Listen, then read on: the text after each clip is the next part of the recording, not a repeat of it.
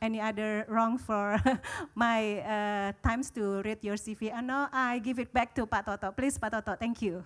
Okay, thank you, Claude. It's like you have to have a long breath to read your CV, but maybe something that missing is actually I met you in 2000, 2001, 2002, just after the September 11, when we have like HPCR, or at that time is CPI, Conflict Prevention Initiatives, that covering Central Asia and Southeast Asia. So it is interesting that we work on something that actually is difficult for robots or AI to manage. So, but in this case, after decades, you are able to develop AI for this kind of work. You know, I remember when we talk about clearing the landmines in Afghanistan, for example, that's really needs field work.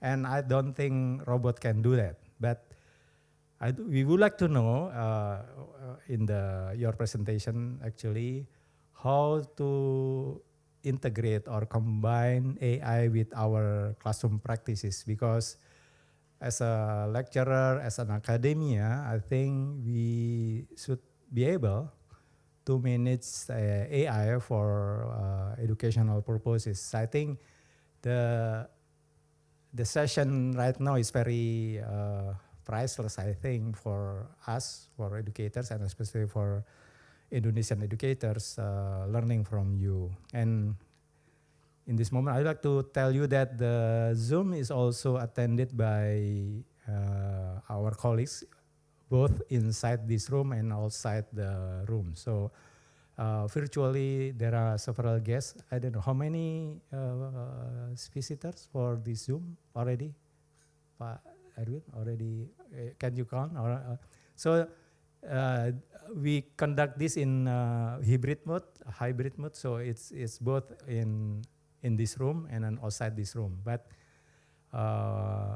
they are all interested with your topics about the AI and the classroom. So we already sent you the pointers. You can follow that pointers, or just as a guidance, general guidance for you to present your materials today. And then after your presentation, we would like to have a Q&A session. So usually that will be more interesting for audience, or for as an educator, I cannot see audience, but it should be learners. So we are facing learners right now. Okay, thank you, Claude. The floor is yours. Thank you. Thank you so much, Pato. It's a real pleasure to be with you this morning in Jakarta, and this evening in Canada. I have so fond memories of our collaboration, being at Boston or in Indonesia, as I work on the Southeast Asia Peace Lab with you, and had the privilege of working and visiting many universities in Yogyakarta, in Aceh, and these are very warm memories for my work, and hopefully have new opportunities to travel to your beautiful country. The topic of today is one of great interest, and I would say great importance for educators, because the emergence of AI in the classroom brings fantastic opportunities, but also fantastic threats to our mode of education.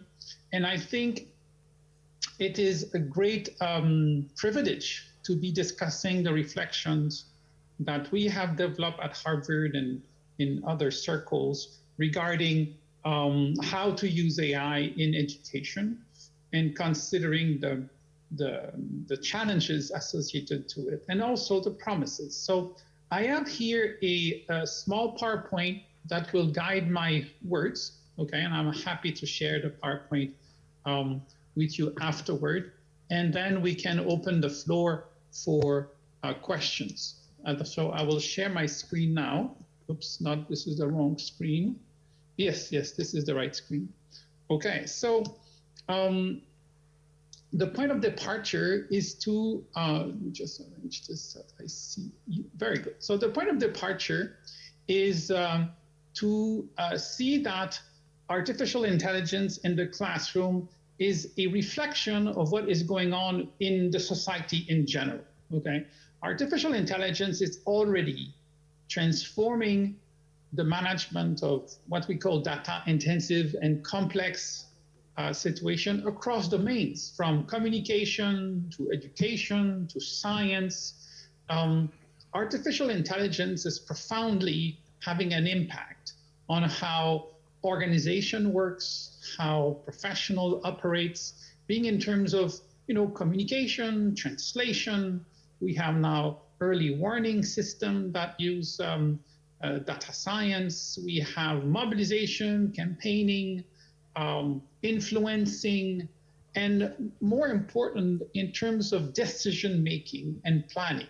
So artificial intelligence is not the future, it's the present. And we are preparing students to operate in the present. So therefore, artificial intelligence is not an option.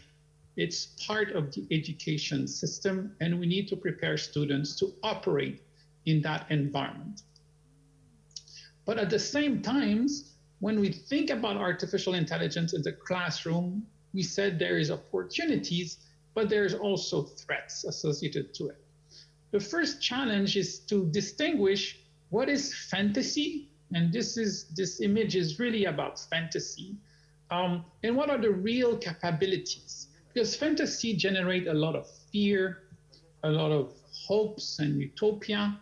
Well, the real capabilities are something we should be working on. So the first effort is to have a real debate about capabilities and leave aside all this fear of robotization and being replaced. This is science fiction as compared to what AI can offer. The point here is that AI can augment human capabilities and should not replace them. And that's even more true in the classroom.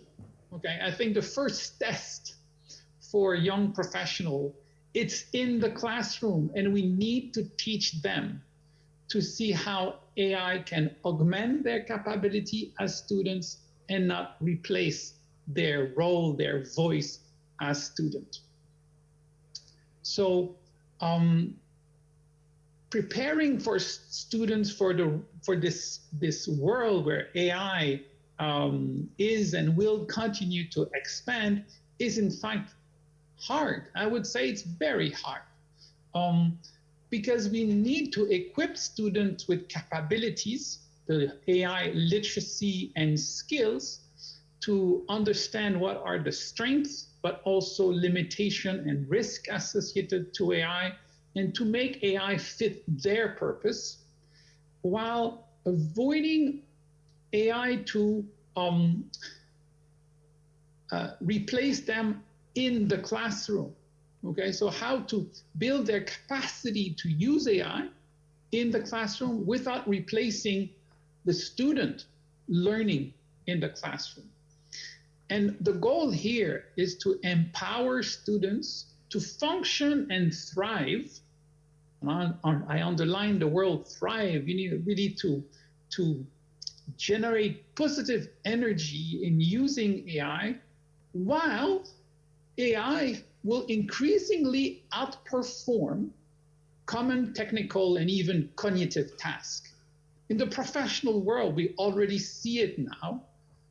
AI is replacing or outperforming humans in basic common tasks. So how can we prepare students to live aside AI capabilities and not being replaced by AI? The risks in the classroom are serious, okay? And we have to not only assess what are the risks, but monitor these risks on the students. The immediate risk is that, as we've seen, AI, somebody just tried to comment, so AI is an easy path for replacement. I mean, we've seen it.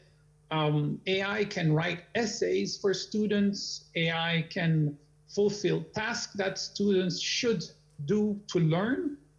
The long-term risk is also important, is to create a dependency on AI to perform core tasks that students should perform in terms of creativity and design.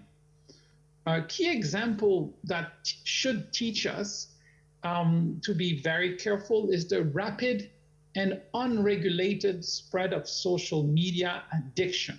Okay, we have now studies about that in terms of psychology, in terms of education, neurology. We see how social media has created a generation of addicted youth and people that have seen their social relationship profoundly impacted by social media. Therefore, the pathway is open for AI to also have a similar major impact on how a whole generation will be thinking and operating in the future. Therefore, we need to be very careful in how we bring AI into the classroom and be cognizant that we cannot prevent it at the same time. It's like we're bringing an important new technology that has a number of risks, but this is really learning by doing, and therefore to be, as you're doing now, talking about this rather than trying to avoid the debate. On my side, we believe that empowering students to use AI is fundamental. It's something that we need to talk about, we need to test, we need to bring also education researchers to look into the use of AI in the classroom with a clear sense of a mission of why we're doing this. We need to develop what we call AI literacy, so that students are able to work with AI and understand how to use it in an effective manner and in a responsible manner, but also awaken what we call critical thinking. That is, that the AI is we know AI is good to produce text, is good to produce new picture, but it doesn't have a sense of creativity and real originality. So we need to reshape education to produce and generate this creativity among students. You see, I think that when one of the great vulnerabilities of AI in the classroom is not the students. The vulnerability of students is a derivative of the vulnerability of our education system. Our education system, and especially in professional schools, has been to develop technicians, to develop designers, editors, directors for TV programs. Many tasks that we have been training students are likely to be affected by AI, while the most creative tasks have been often left aside because these are hard to evaluate. The tasks that have to do with more analysis, with imaginative design, with collaborative designs. These tasks have been hard to evaluate, and therefore they're not necessarily the most developed in the traditional curriculum. While the technical tasks, because they are easy to evaluate, easy to program into a curriculum, they have been a priority in many schools, including at Harvard University. The entry of AI into the classroom is really destabilizing this common understanding of what should we train students for. And I believe that students now to be trained to be much more creative and collaborative, in working in teams, working to develop their imagination, to develop their creativity, as compared to tasks where the AI will, increasingly play an important role or even replace, professional in some of these more traditional tasks. An important way to empower students is to help them understand AI. Not simply as a user, but as a scientist, if I may use that term. As everybody should have a minimum of understanding how AI works. It's like when you're driving a car, you need to have a minimum understanding of how the engine works, how the brakes works, how the car performs itself, so you're able to function with a car. The same goes with artificial intelligence, because it's with this understanding that students will be able to address the risk and limitation associated to it. And I'll go quickly through it, okay? Because I've seen, while I'm teaching the use of AI in my courses at Harvard, is that often students are not aware what AI is. They're not aware that in a large language model, you don't have texts, you don't have image, you don't have anything material except numbers. In an AI model, there's only numbers. If you lift the hood of an AI model, you will only find patterns of numbers that are part of this, what we call tokenization of the training data set that has been used to train the AI model. And this is a novelty for many of the students. Even at the master level, many students are really not understanding what artificial intelligence is made of. That essentially it's about predicting the behavior that we, let me just go back here, to predict from the prompt to the training set and to the output. For example, we used often this example here: the boy went to, and complete the sentence, and then the model will produce the most likely answer associated to it. The boy went to the playground. And we explain in this situation what's the process between the input and the output for people to understand that the AI is not thinking about the boy went to. They simply look into the likeliness, the probability of the most likely answer, and going to put these numbers, these words into numbers, and these numbers being calculated to produce the likeliness of the very next word to the boy went to. In that case will be the playground. Okay, so the point I'm making here is that in so many situations we have discussion about ethics, about governance of AI. We have discussions about the impact that AI will have on professions, but very few people understand how AI works. And this is something, I think, to empower students, that they all understand how AI works and what are the limitations, particularly between what we call a deterministic model and a probabilistic model. Deterministic is what Google is. It will, if you ask Google for a picture of a cat, it will always give you the same picture. If you're sitting in Jakarta or if you're sitting in Boston, you will have the same picture, these pictures, incidentally. While if you use a GPT, it will always produce the new picture that will be entirely different if you're sitting in Jakarta or in New York, or if you ask it a second time, it will always produce a different picture. And why is so? It's so important that students understand these differences. These are fundamental differences to have an effective use of AI models, being about classification of text, translation of text, conversation, etc., etc., to understand that you're dealing with a probabilistic model that is made out of numbers and probabilities. So it brings me to my next point here is why is AI relevant for communication, for media?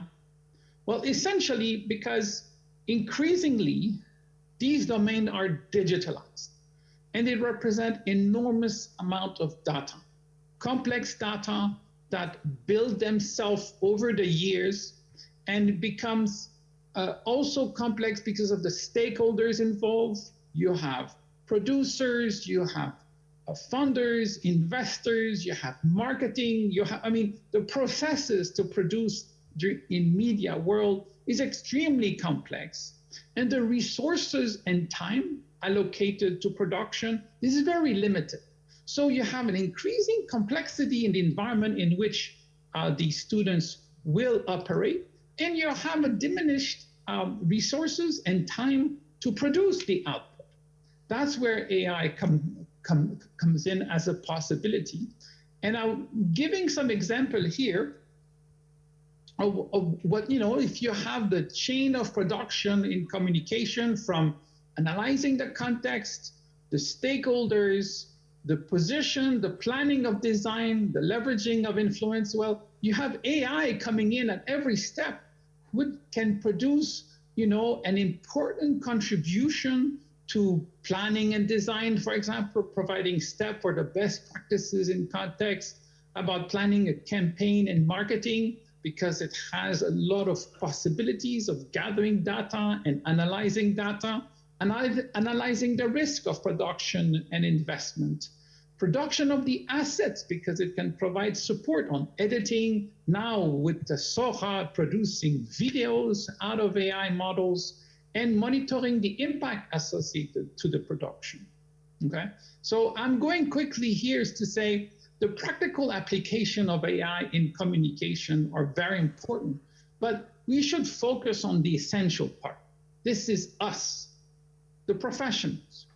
How AI can help us to be more collaborative, working together with the assistance of AI, not being replaced by AI, but being assisted in terms of what are the best practices so far, what are the cases that we're working on, so it can sort this information, make recommendation, and at time even make simulation of some of the decision making that we are engaged in.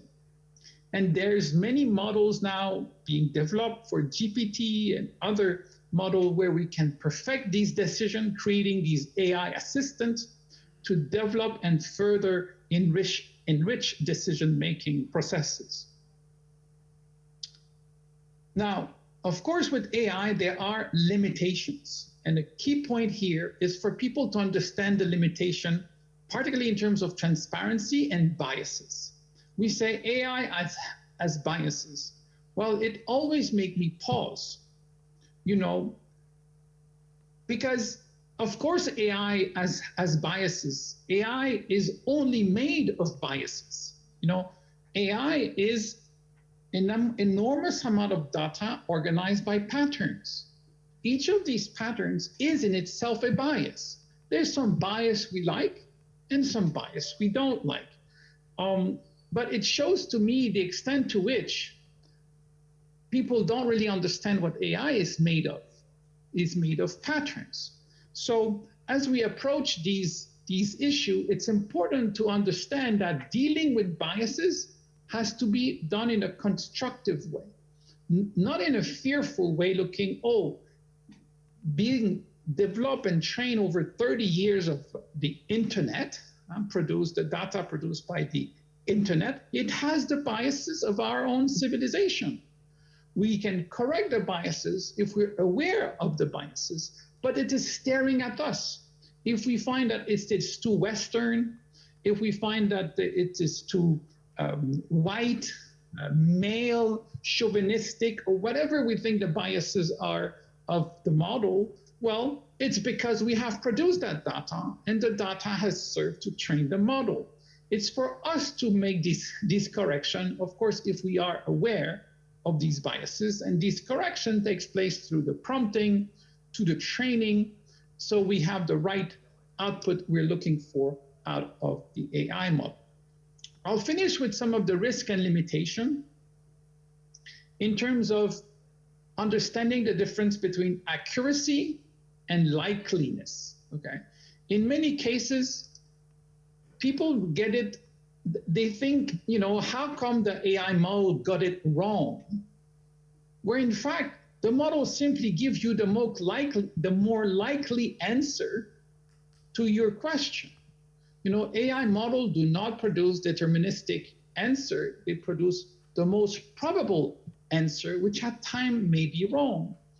Potential misuse and how data set may be affected, how sensitive data may also be exposed, how private information can leak into training data. There's really control issues and confidentiality, and one that is increasingly prevalent is accountability gap, for people to understand the risk of people not taking their responsibility when they use AI. This is the AI model who told me to do that. No, the AI model is not telling you anything. It answers the question as much as a calculator will provide you an answer to a formula. You have to take your responsibility as you are using AI. There are user-centered risk. We call about overconfidence. To think that AI is always right. Well, AI is often wrong, and it's important to realize how wrong it can be. Over-reliance on AI. That AI becomes so important in your work that you have a hard time to work without it. The cultural bias, we mentioned that, okay? Gender bias, religious bias, nationalistic biases associated to it, the incomplete data gaps that we need to fill. And for this, there are solutions that we need to train students on how to deal with the gaps and biases to the model. There are also risks associated to the systems, resource and accessibility, how to make sure that people have access to quality experience using AI, and how they can ensure that it's being used in an efficient manner. There's misapplication, misuse, it can be used for disinformation. There's issue really of language, okay, how to make sure that it has access, for example, to Bahasa Indonesian. Material is very important to have the cultural biases of Indonesia into the data set. So there is a number of points here. I'm not going to go into the details. It's not the purpose of this presentation, but it's to see how important it is to prepare our students to work with AI in a fair, effective, and responsible manner. Always remembering that AI is there to amplify human abilities and not replacing human experience. Our students need to fundamentally understand this difference. Each time they're using AI to replace their experience as a student, writing a paper, answering a question using an AI model, they are diminishing their experience. They're losing their voice. They are being replaced. They should be very concerned about this, because more you use AI to replace yourself, less you exist as a human being. It affects your dignity, it affects not only your learning experience, it affects your relevance in society. So it's very important that we train our students to develop this awareness. AI can be a fantastic tool to augment your learning capabilities, but it has fantastic risk associated to it, that it may even replace you. And certainly in the future, if you want to look for a job, they will not hire you if you're only able to use an AI model. If the AI model is what they need, they'll hire the AI model. I'm telling this to my students, and I will stop with this. When a students write an AI paper, you know, rather than writing the paper on their own, they're asking their AI model to produce the paper. I'm telling them, I'm using an AI model to correct your paper. I'm not going to read an AI paper. And there's AI which will tell you what is an AI paper and what is a real student paper. And if it's an AI paper, I'll ask the AI paper to correct the paper. Why should I read it? And at this point, what is the essence of learning? It has disappeared. The student is no longer a student. It's simply an agent who's been using an AI to produce an AI paper, thinking I'm not going to see it's an AI paper. So we need to be very forceful talking to our students about the danger of using AI. It's their voice, it's their identity, it's their life that is at risk if they're being replaced by AI and not able to really take advantage of the learning experience. So I will stop here and give you back the floor. These are the comments I wanted to share with you, and then see if you have any thoughts or points to discuss. Thank you very much.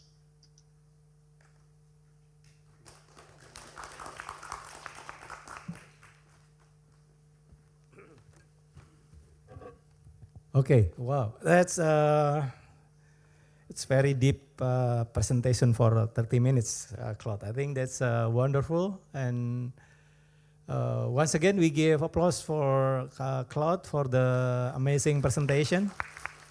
Well, something that's struck me actually is you mentioned about the risk of AI replacing us as a human being. I think that's a very important message. And I think you said AI is a fantastic opportunities, but also fantastic risks from AI. And I have some points here, several points that I should mention. First, our dependency to AI can create some risk, especially diminishing the critical thinking and creativity among our students. Second one, AI works based on probabilistic, not deterministic like Google. The third one, it might be and most likely to be bias from the AI because it works based on pattern. And number four, AI is often wrong. So I hope that everyone here in the forum understand and believe that AI is often wrong. So it's not always right. And to teach our students about the fair, effective, and responsible in expressing the opinions and the ideas, and basically be yourself. So don't believe with AI. I think that's all the points that I got from your presentation.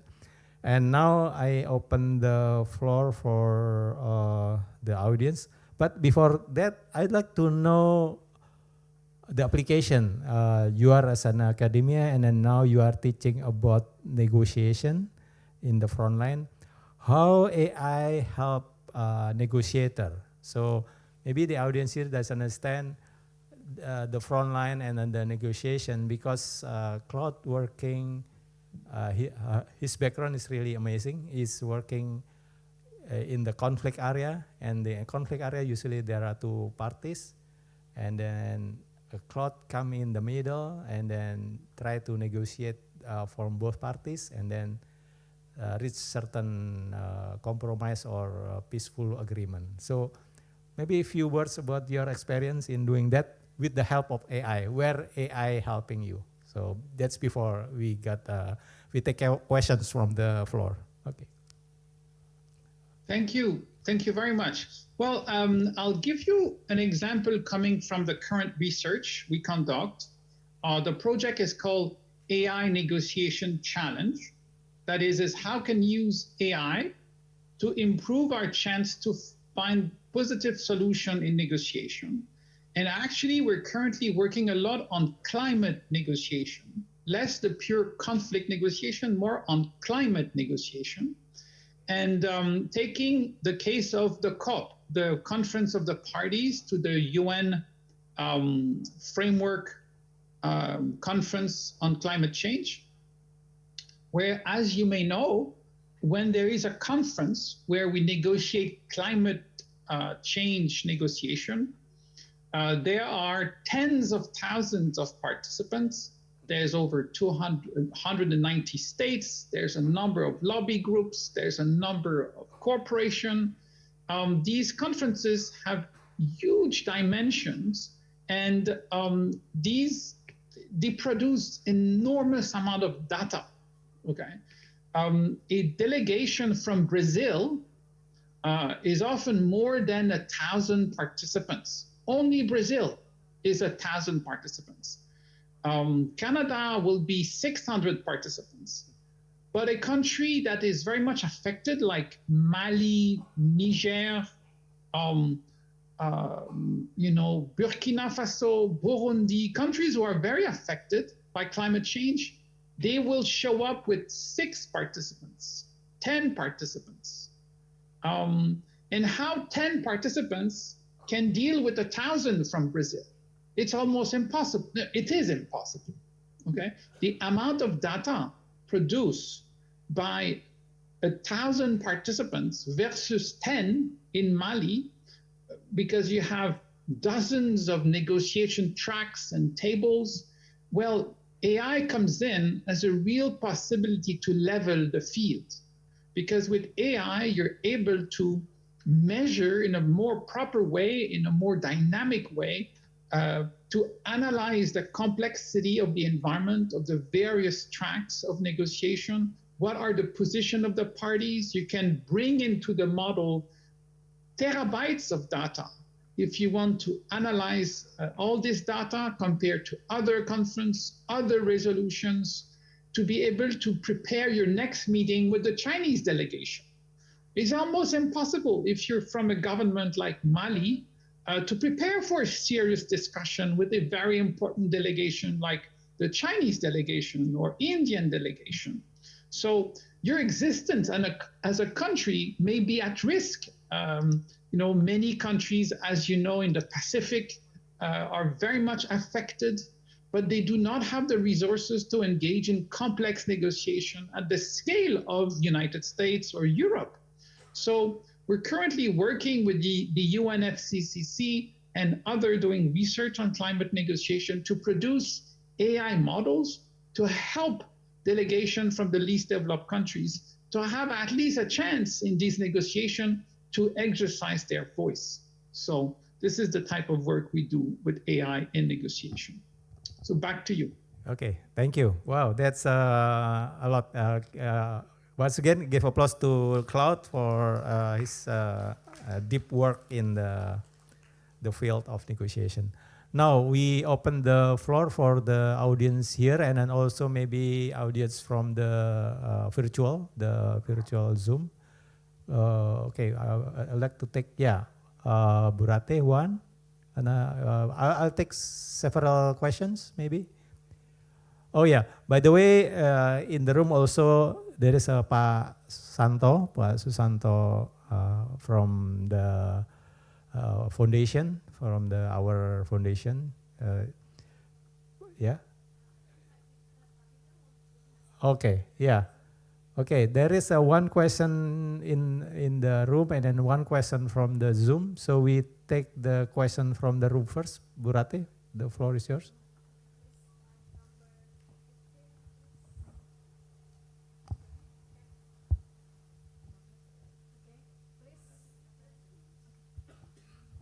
Okay, thank you. Prof. Claude, it's very interesting and very clearly to understand what you are going to explain. Oh,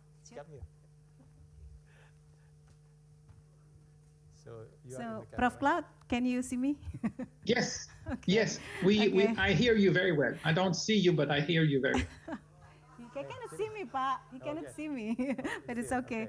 Okay, Prof. Claude, my question is, in Indonesia, most students, especially in strata, in strata degree, they have to make a final project. Some final project is still in conservative ways, like final project in writing, yeah. They have to make a report from the project they already made, gitu ya. And how we can describe on how can we ask the students to make sure them that all the prompt text they already made, it's not from the AI. Let me give you example, just like ChatGPT. Yeah. It's very easy to use because we are clever to use the prompt text, so we already have the text with full and very special. And for us as a lecturer, we have to describing that it's your create, not another from AI. What is the issue, especially in the Harvard University, the college when you are teach, to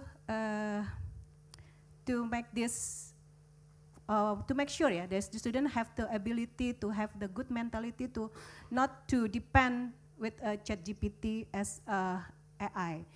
So it's so we all sure that AI is very helpful for us, especially for us the lecturer. That's my question, Prof. Claude. Thank you, Thank Ms. you, Pak Ratih. Toto. Yeah. Next, Pak Peter from the Zoom. Okay. Can you guys hear me, Prof. Claude? Yes, clearly. Very interesting and very inspiring. I respect all your research about this AI, and I have two questions. By the way, I'm the VP Group HR of MTech Group. It's very honored to ask the question to you directly. So two questions. The first one is related to the education system and classroom, and the second one is AI in a more general manner. So the first one, I heard the lecture from Gerd Leonhard. I think I already put the link in the chat. That basically he said that in the future, education system should be focused more on the human-only traits manner. That actually focusing on the human capabilities such as emotion, such as spirituality, and also soft skills more than the cognitive matter. Because in the future, maybe AI, just like you said, I agree more than agree to you that basically AI can surpass a human being in the cognitive matter. So we will actually subcontract the cognitive matter, and a human being is more on the human-only traits matter. That's the first question. So do you agree with that, and how do you see the education system in the future? So the second question is more on the general matter in the AI. So what you said, if I'm not mistaken, the large language model, the LLM, and right now is categorized in the narrow AI category, in which yesterday, just I see the press conference release from Elon Musk, Grok 3. Yeah, is actually, he said, will be the best large language model in terms of the in surpassing all the others. So this narrow AI is actually will interact with human and will do something based on human requests. But in the future, if I'm not mistaken, the second category, the AGI, is artificial general intelligence, which is the autonomous AI, the AI that can think and can decide by itself, and to some extent they can perform a task autonomously and without any human interference. So the third category is ASI, the artificial super intelligence. So which is one AI can surpass all the intelligence of the whole human being combined. So in this development, how do you see the interaction between human being right now in the narrow AI matter? I think I agree more than to you and how do that actually in human being will interact in the AGI category and also in the ASI category. So that's the two of the questions. Thank you very much. Okay. Thank you, Pak Peter. So 3 questions. One question about the first question from Ms. Rate about the use of AI, especially ChatGPT among students, how to mitigate that. And the second one about the education system, it will be more human approach in the future, subjects related to more humanity, I guess. And then the third one is about, the level that AI will grow, that there is a risk that it's diminishing the role of humans. So yeah, I don't know how you answer that, but before you answer, I remember talking with you about the AI or not AI. So I think you mentioned that a country that is not understand or not using AI will be left behind. So like it or not, all nations, all states must understand AI. And if they can, you have to use AI. If you neglect or overlook AI, then you are left behind. So yeah, that's just an illustration how important AI, but also use it with caution, maybe. Yeah. Okay, Claude, please answer all those questions. Thank you, Batato. I think to answer the first question, I think we need to avoid banning the AI from the classroom. We need to prepare students to use AI in their professional life and to use it in a responsible way, in a critical way. We need to have them use it in the classroom. The challenge is how we're going to measure their learning. And that is a challenge we have as teachers, as educators. We need to reconceive how we're going to measure the learning of the students. If we ask them to do a task where the AI is already outperforming them, we have the challenge to ban the AI from the examination. And that's what people do. They will say, you can only pass the exam with a pen and a paper and write a paper. But what are we doing? We are telling them to ban AI from producing that paper, which is an exception to their life now, because they're using AI for any other aspect within the classroom or outside the classroom. And only in the exam, we says, you don't have AI. I mean, we're not examining on how they will be using AI in the future. So the challenge is with us, is to say, if AI is part of their professional life, is how we make AI part of their professional learning, and how we enhance the critical thinking, the imaginative aspect of the learning, of the collaborative aspect of learning. And that's what we evaluate, not the production of a paper.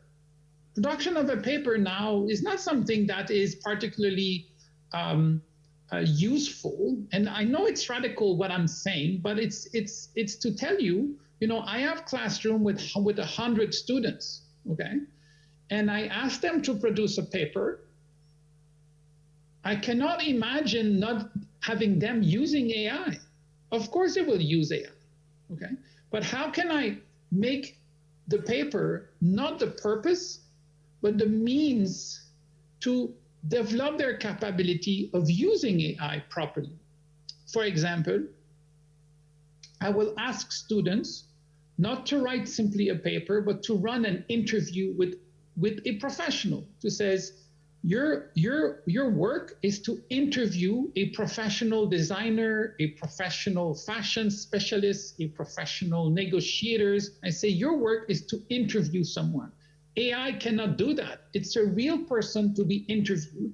And you have a series of questions, and you have to tell us the name of the person, and you have to give us the script of the interview.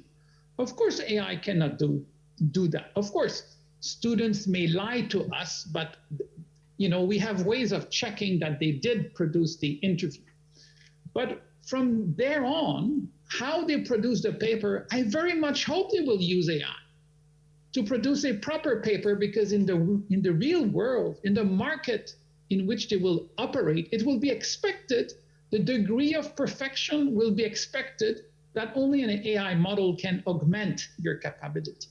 So my recommendation is, rather than imposing a ban on AI, is to increase the expectation of the quality of the paper, of the difficulty associated to produce an original, true, imaginative, and valuable work, and to say, yes, you do use AI, please do, and I'm going to teach you how to use it properly, knowing the limitation of a probabilistic model, how you have to properly design it, so you produce a perfect paper with AI. But it's not going to be easy.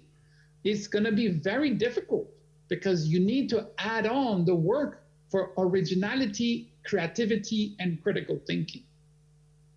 Now, coming to the second question, this is where AI is a serious threat to traditional teaching, is that we're moving from skills to human relationship, to human qualities that are not usually taught in schools.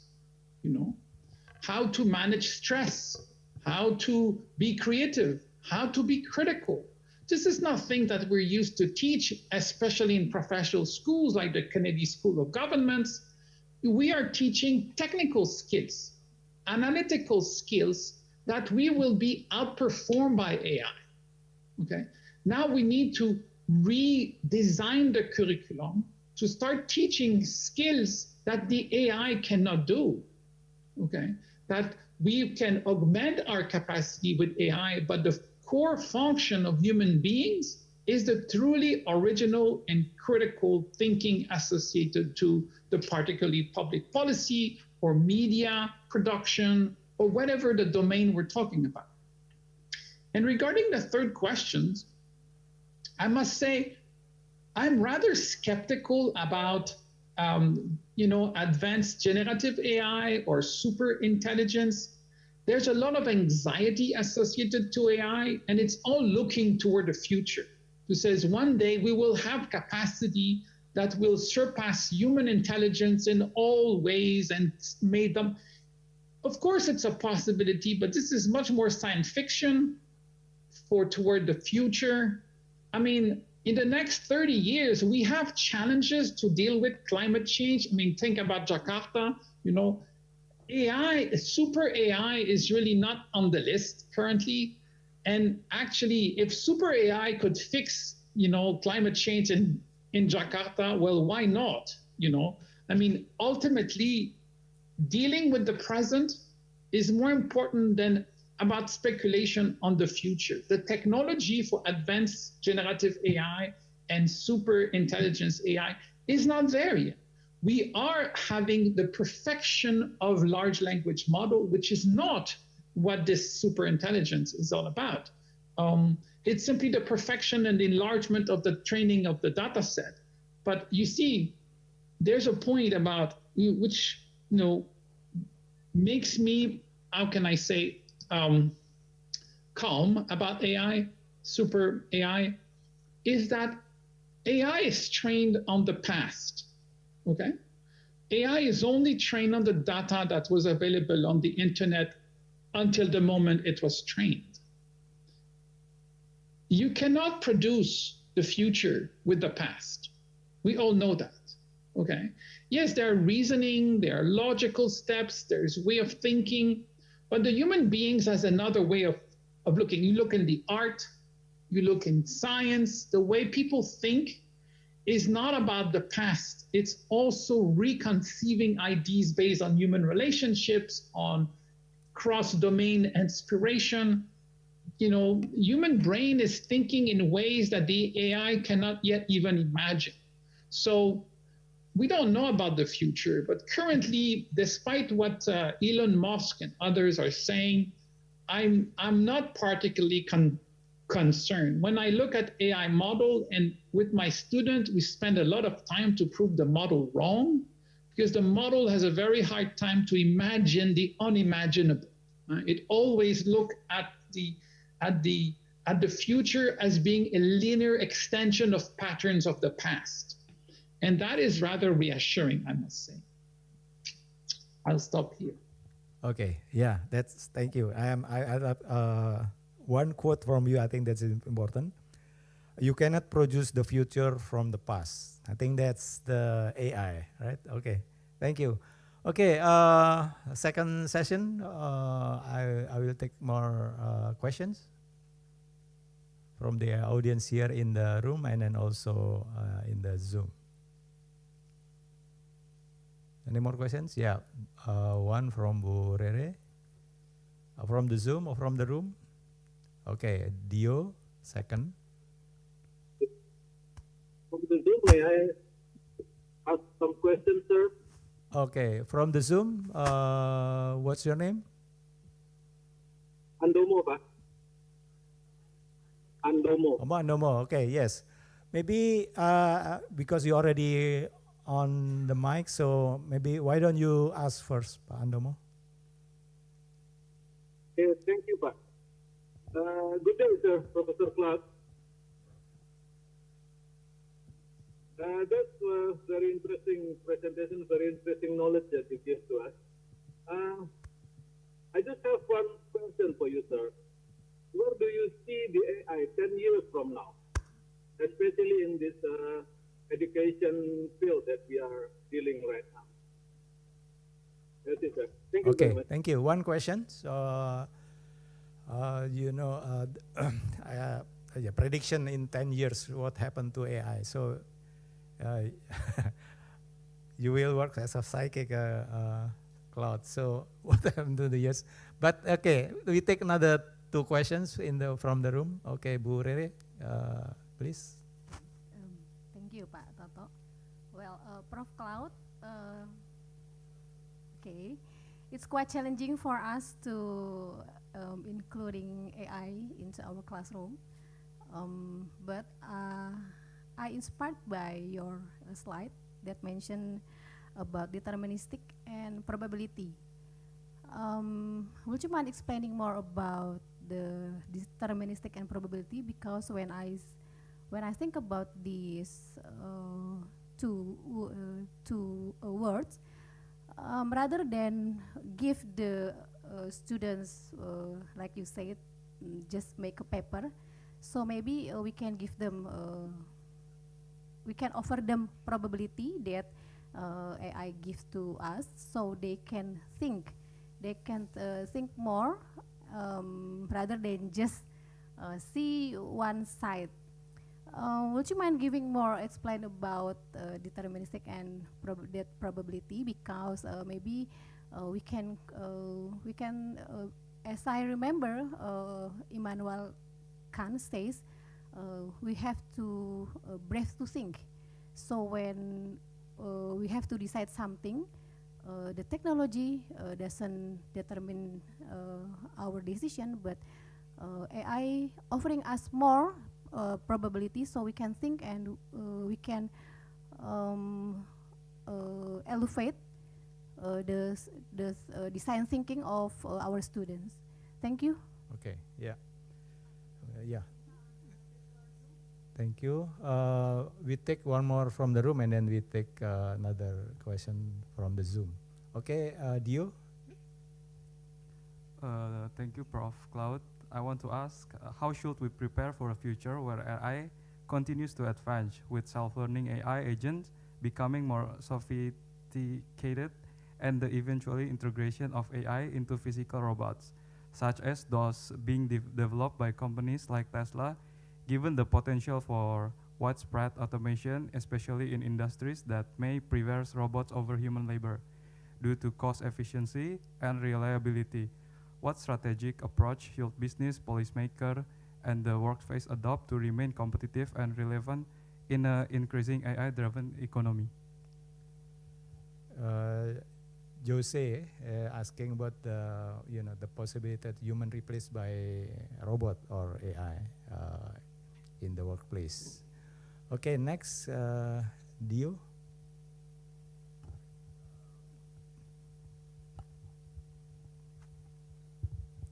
All right.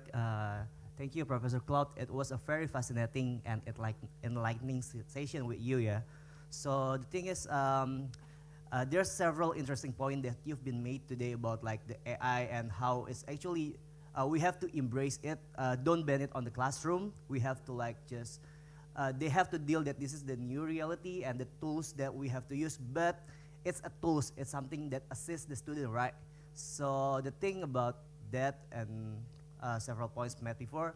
I mean, like, we can imagine maybe in 20, 30 years prior, there's like new tools like PowerPoint, like computers and everything, and it made change in the way we communicate. And I think with AI is also like a new tools, a new shiny tools that helps us communicate and get our point across. Maybe it's just like fancier and like faster in the sense of like how we can formulate what points we want to get across.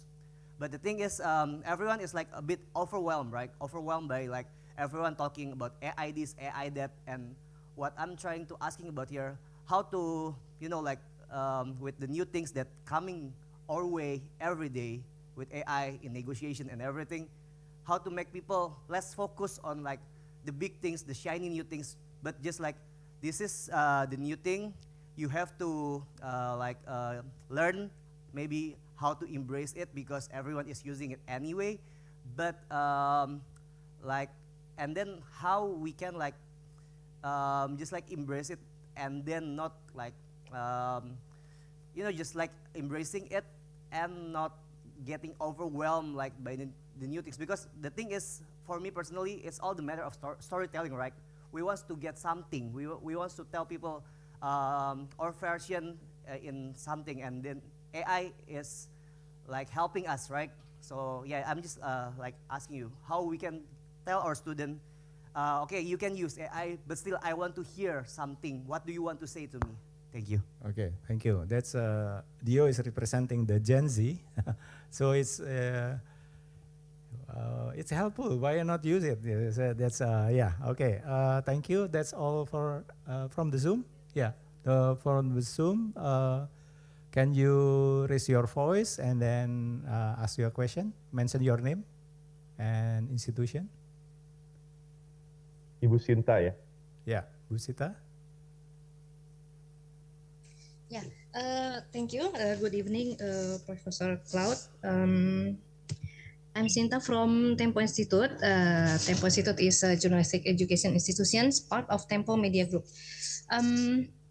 With all the advantages and some issues or problems in using AI in the classrooms, yeah, we know that since AI is not always right, do we need to have our own AI to create curriculums or modules? In maybe we need to build like closed user group, or just simply we pay from the provider like ChatGPT. And if we do need to build our own AI, how do we train it? Is it by entering all parameters that we usually use in our what's so-called library? That's all. Thank you. Okay, thank you, Bu Sinta. Okay, so Claude, that's I think a lot of questions. You don't have to answer one by one, but at least the idea, you got the idea. Some of the points may be similar, so you can ask all those questions. Thank you. At the same time. Okay. Thank you. These are excellent questions.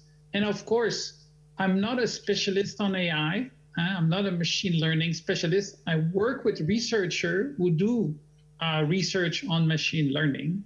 What I can tell you here is, as a teacher, how I see AI coming into the classroom. And I like this question about what is the narrative about this, how to focus on what AI can do as compared to what AI will be in the future. I mean, it is important in the future, but essentially the latest application of AI is 2 or 3 years old.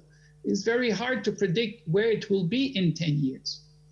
However, what I can say is we're preparing a generation of students who will be professional in 10 years. That is our challenge today, not to predict how AI will be in 10 years, but to prepare citizens, professionals, human beings to control AI and not be controlled by AI, okay? And I think the most important aspect is to understand how it works, to have a minimum understanding into machine learning, to be able to know what is going on in the computer and what are the strengths and limitation associated to it. You know, I love teaching my students how to prove the AI model wrong, and it's really easy to prove it wrong because you simply need to get out of its capacity and of probability, and it simply get constantly wrong, you know. So it's really reassuring for students to prove your model wrong, because you don't feel you're going to be dominated by a model that cannot calculate. I give you an example. One day, and I am having conversation to prove it wrong, even with my phone. You know, you can have the ChatGPT on your phone. And I ask the AI model, I say, give me a random number, random. Well, this is something an AI model cannot do.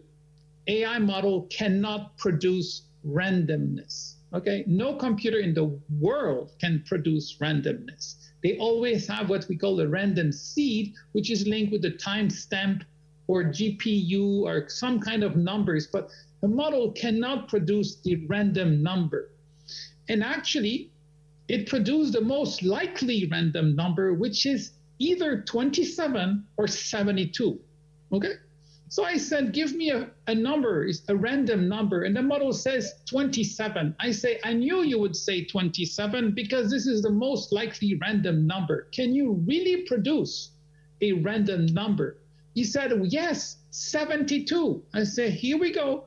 Again, it's not a random number, it's the most likely random number, and so on. So I think we need to teach the student to understand the limitation, and you see them regaining power over the machine, okay? And this is really by putting our sleeves up, opening the hood, and playing with the machine just to prove that human beings are stronger than the machine. And it gives a lot of power for the students to start to use it in a proper way. Now, where does it bring us? Well, I don't know where it does. It is really a revolution. And the way it will impact the role of human beings in production, you're into media and television. My son is an editor of movies. I said his job now is being transformed by Sora and other AI modeling where they can produce new image. I mean, it is profoundly transforming at a technical level, looking into patterns and producing again and again, you know, linear development out of these patterns. And it pushes us to be truly original. And that's why I'd like to live as a message here. AI is not a threat to educator. It's a fantastic opportunity to reimagine what education is about and to push students to develop new possibilities, new options, augmented by AI, but never replaced by AI, because the AI cannot replace human imagination or human experience. AI doesn't have empathy. AI doesn't have happiness or sadness or any form of emotion, any sense of bliss with a sunset. AI doesn't have that. And if you have that as a human being, as a student, as a teacher, as a designer, that inspire you in new creation, well, you will not be replaced by AI. So I encourage you to inspire your students to really push their human experience, and this way they will always dominate that machine, will never have a human experience.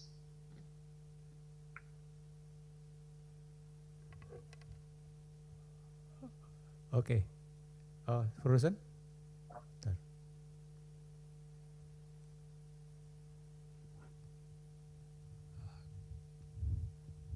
Connection.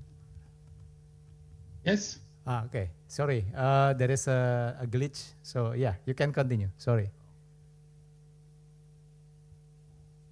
Okay, Claude. So that is to say, and I conclude with this. We missed 1 or 2 minutes. Okay. You can start. Okay. Okay. So I will, in conclusion, okay, is that human experience will always be human, because the AI model is not human. It is a machine that can produce thinking and patterns, but it has no emotion, no empathy.